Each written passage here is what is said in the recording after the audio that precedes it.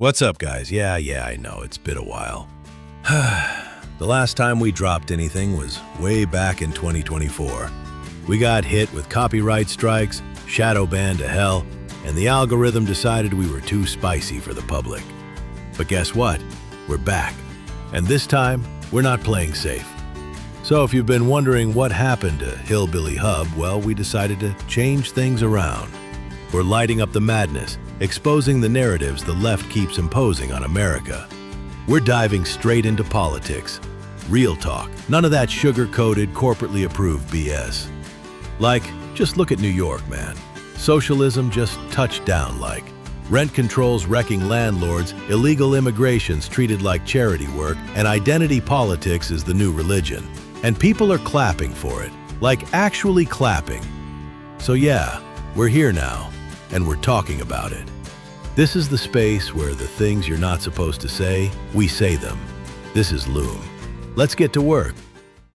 Okay, so this is real. The Democratic Socialist candidate Zorhan Mamdani just won his primary in New York. And yeah, this man has ideas. Now, before we even unpack anything, let me just roll the tape. Okay, so when people say Democratic Socialist, right, and I'm curious what you think this means. I mean, do you like capitalism?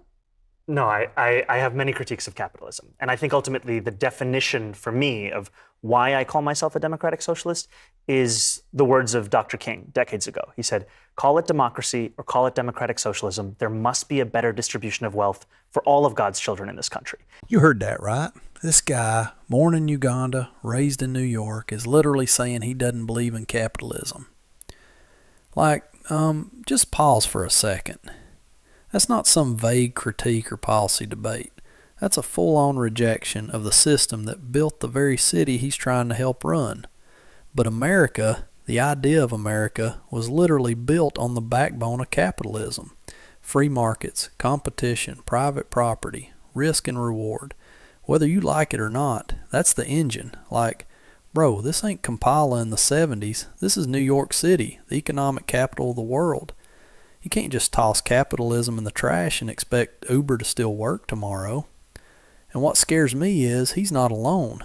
There's a whole wave of these so-called democratic socialists popping up, trying to run cities like they're writing an academic thesis. All right, so now can we talk about the policy? The policy is what stood out to a lot of people. But right, I said the freezing rents on half of the apartments, free bus service, the free childcare, and the city-run grocery stores.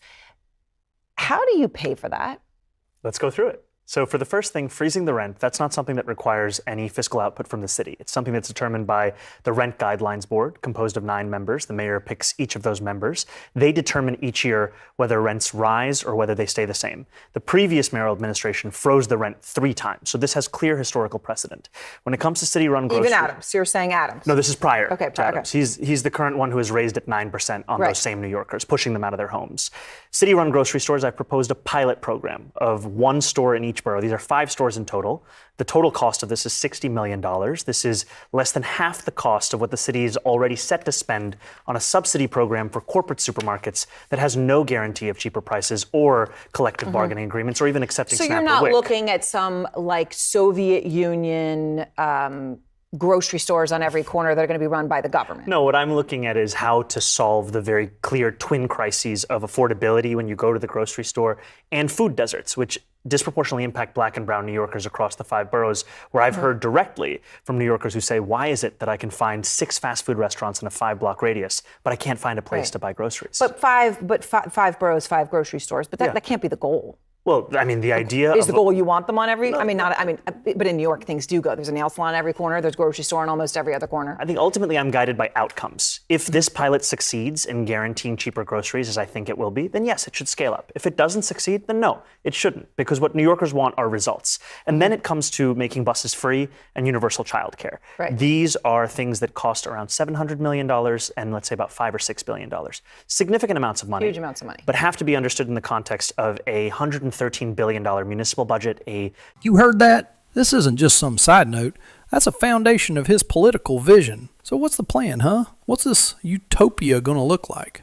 Let me break it down real quick. Free bus transport for everyone because apparently MTA can run on good vibes now. Free child health care, which sounds amazing until you realize somebody's still paying for it. Free zone rent hikes, great in theory, but ask landlords and small property owners how they're going to stay afloat. State-run grocery stores, yep, actual government-run food shops. Because nothing says freedom like getting your eggs from the same folks who run the DMV. Tax hikes on the rich, and let's be real, it's never just the rich who get squeezed in the end. Now I get it, this all sounds warm and fuzzy. If you've never run a business, paid payroll, or owned a rental unit in your life. But here's the reality. Mom and pop stores? Finished. How do they compete with a state-run supermarket that doesn't care about profit? Landlords? Done. They'll sell or abandon buildings if they can't raise rent to match inflation. Middle-class taxpayers? Crushed. You think the ultra-rich are sticking around for this? They're already packing up for Florida. And here's the kicker. NYC is a sanctuary city. Thousands of undocumented migrants flooding in, needing housing, food, health care, transport. So you've got this candidate promising free everything in a city that's already deep in debt and stretched thin. How's that going to work? Who pays for all of it? You do. You've got a socialist agenda brewing in America's biggest city, sold to you like it's compassion, but underneath, it's control, dependency, collapse wrapped in kindness.